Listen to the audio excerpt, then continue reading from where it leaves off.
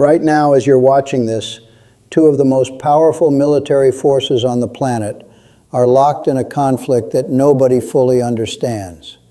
And I mean nobody. Not the analysts in Washington, not the generals in Tehran, and definitely not the politicians trying to explain it to you on cable news. Iran says it has total control over the Strait of Hormuz and is sinking oil tankers. The United States says it just obliterated Iran's entire naval fleet. 17 warships gone, nothing left floating. Both of those things cannot be true at the same time. So what's actually happening? Well, one of the sharpest foreign policy minds in the world just gave an interview that blows apart almost every assumption you've been fed about this war. And trust me, the answers are not what you're expecting, especially if you're watching this from Europe, because what's unfolding right now is about to hit your economy, your energy bills, and your security in ways that most European leaders aren't even willing to talk about publicly yet. Hit subscribe right now if you want the truth without the corporate filter. We cover what they won't every single day. Turn on notifications so you never miss when we expose the next major story. Do it now. Let's start with the choke point that keeps the global economy alive. The Strait of Hormuz, this narrow passage between Iran and the Arabian Peninsula, carries roughly 20% of the world's oil supply and a similar share of liquefied natural gas. When Iran's Revolutionary Guard announced it was imposing full sovereignty over those waters and threatened to sink any tanker attempting passage, that wasn't just military posturing. That was a direct shot at the jugular of the global energy market. Now, the U.S. Central Command came out almost immediately and said they'd destroyed Iran's naval capability entirely. 17 vessels gone, no fleet remaining. On paper, that sounds like a decisive win. But here's what nobody's asking. If Iran's navy is destroyed, why are oil prices still climbing? Why is the shipping industry in a state of panic? Because controlling a strait isn't just about ships. It's about mines. It's about shore-based missile batteries. It's about the credible threat that any vessel entering those waters might not come out. And for Europe, this isn't some abstract geopolitical chess game. This is your heating bill. This is your industrial output. This is the price you pay at the pump tomorrow morning. 4 days into this conflict, oil has already hit $84 a barrel. Gold is trading at $5,400, and we're just getting started. But the single most seismic event in this war so far isn't about ships or oil. It's about one man. Iran's supreme leader, Ali Khamenei, 86 years old, the man who ruled the Islamic Republic for 36 years, is dead. Now, everyone knew he was aging. Everyone knew his health was declining. That part wasn't a surprise.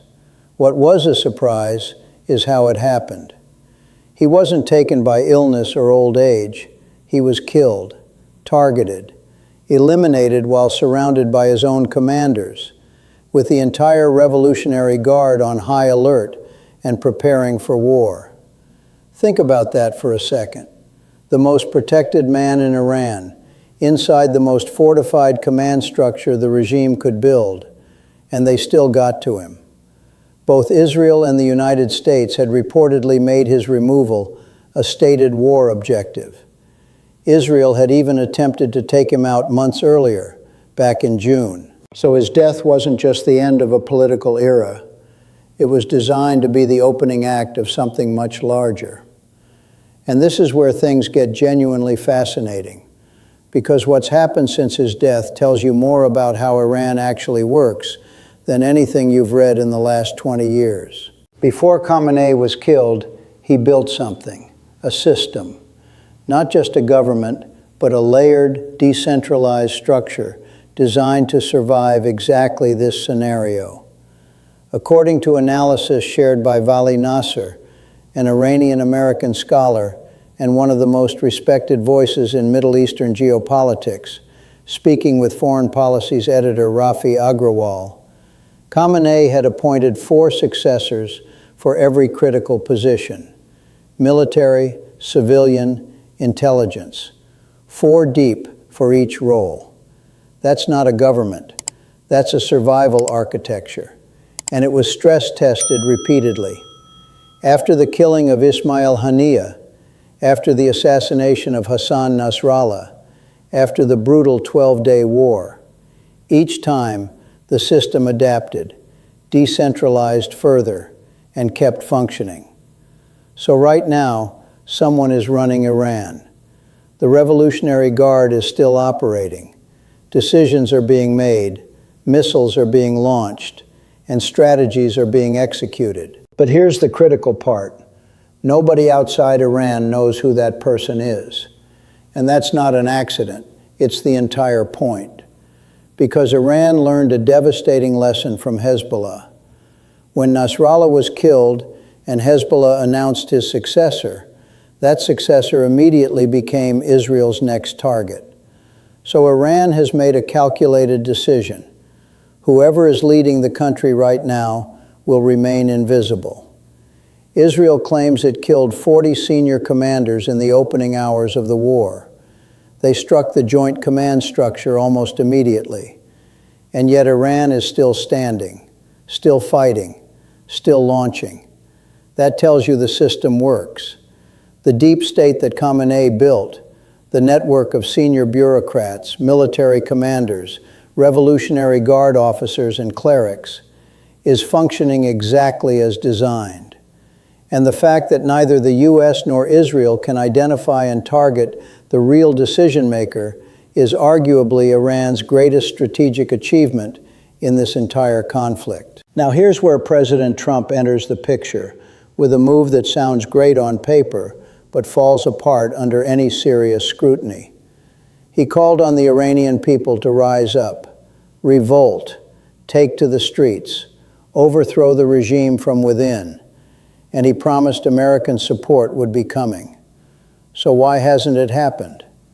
Vali Nasser laid out 3 reasons, and each one is more damning than the last. First, you cannot ask an unarmed civilian population to launch a revolution while their country is being bombed. People are watching B-2 Spirit bombers drop GBU-57 bunker busters on Iranian soil. They're seeing explosions that level entire city blocks. In that environment, survival instinct overrides political anger every single time. Nobody is marching to the presidential palace when cruise missiles are landing 3 streets over. Second, the Revolutionary Guard and the besieged paramilitary forces are everywhere. Because the United States chose an air campaign rather than a ground invasion, Iran's ground-level security apparatus is completely intact. The Air Force may be degraded, the air defenses may be hit, but the hundreds of thousands of armed men patrolling every major city, they're untouched. Anyone who steps outside to protest is walking into a security force that has full operational capability and absolutely no hesitation about using it. And third, and this is the one nobody wants to admit, there is no opposition, not a real one. There's no organized political movement inside Iran capable of channeling public anger into sustained, directed action. And the exile leadership that some Western media keeps promoting, they have 0 ground game, 0 operational presence inside the country. The idea that the Shah's son could somehow direct a revolution from a television studio in Los Angeles while bombs are falling on Isfahan is, to put it bluntly, a fantasy. It makes for good cable news segments, but on the ground, in the middle of an active war, it is completely disconnected from reality. And this brings us to the most uncomfortable question of all.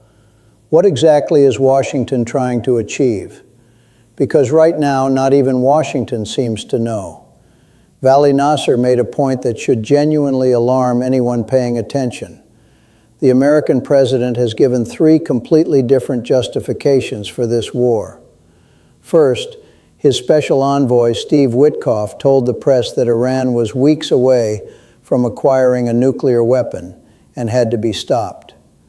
Then, Trump himself told Congress that Iran possessed missiles capable of reaching the American homeland, and that constituted an unacceptable threat. And then, in a third statement, Trump said the strike was preemptive, that America hit Iran before Iran could hit America. 3 different reasons, 3 different legal and strategic frameworks, and none of them come with a clearly defined endgame. The primary objective was apparently killing Khamenei. That's done. But what comes after? What does victory look like? Who decides when the mission is accomplished? Nobody has answered that question. And that vacuum, that absence of a clear post-strike strategy, is where this war starts to become truly dangerous. Because without defined goals, wars don't end. They metastasize. And right now, Iran is metastasizing this war in a way that most Western analysts didn't anticipate. Here's what's actually happening with Iran's drone and missile campaign, and it's far more sophisticated than it looks on the surface. Those drones hitting residential towers in the Gulf, the ones that missed the U.S. consulate in Dubai, the ones that seem inaccurate and almost random, that's not incompetence. That's phase 1 of a deliberate strategy. Iran's primary objective right now is not destruction, it's exhaustion. Specifically, the exhaustion of enemy air defense stockpiles. Every drone Iran launches forces a response. And in the Gulf states, that response comes in the form of Patriot missiles, some of the most expensive interceptors ever built. Each one costs millions of dollars. Each one is finite. Each one that gets used against a cheap drone is one fewer available for the precision ballistic missiles that are coming in phase 2. Iran is doing to the Gulf and Israel exactly what the U.S. and Israel did to Iran, degrading air defenses. Only Iran's approach is slower, cheaper, and designed to bleed the enemy dry before the real strike packages arrive. And here's the part that should send chills down every European energy minister's spine. Iran knows that the whole world can see this strategy. They're not hiding it. And that visibility is itself a form of pressure. Because every Gulf state watching its Patriot stockpile shrink knows exactly what comes next. The question isn't whether Iran will launch precision strikes at high-value targets. The question is when, and what will be left to stop them. But Iran isn't fighting alone, and this is where the conflict threatens to spiral beyond anyone's control. Hezbollah has re-entered the fight, launching strikes at Israel from Lebanon. Iraqi Shia militias are hitting targets in Saudi Arabia, something the Saudis have now publicly confirmed. But the most dangerous piece on this board hasn't moved yet: the Houthis. According to Nasser's analysis, the Houthis are the strongest militia in Iran's network right now, and they haven't entered this war. They haven't closed the Bab el-Mandeb Strait. They're sitting on their full capability, untouched and unspent, and that should terrify everyone. Because unlike Hezbollah, which has been degraded by months of Israeli intelligence operations and targeted strikes, the Houthis have their entire arsenal intact. They spent the 12-day war learning exactly how to strike Israeli targets, developing targeting data, and refining their methods. They are more experienced and better equipped than at any point in their history. And they're waiting. The analysis suggests they're waiting for the Gulf states to formally enter the war, and then they'll strike. Hezbollah's role is to stretch Israeli air defenses across multiple fronts, forcing Israel to defend from both the north and the east simultaneously. But the Houthis? Their role isn't distraction. Their role is devastation. High-value targets, strategic infrastructure, the kind of strikes that change the trajectory of a war. Now here's the finding from Nasser's analysis that genuinely caught me off guard, and I think it'll surprise you too. When asked who the weakest party in this three-way conflict is, the United States, Israel, or Iran, the answer wasn't Iran, it was America. And the reasoning is devastatingly logical.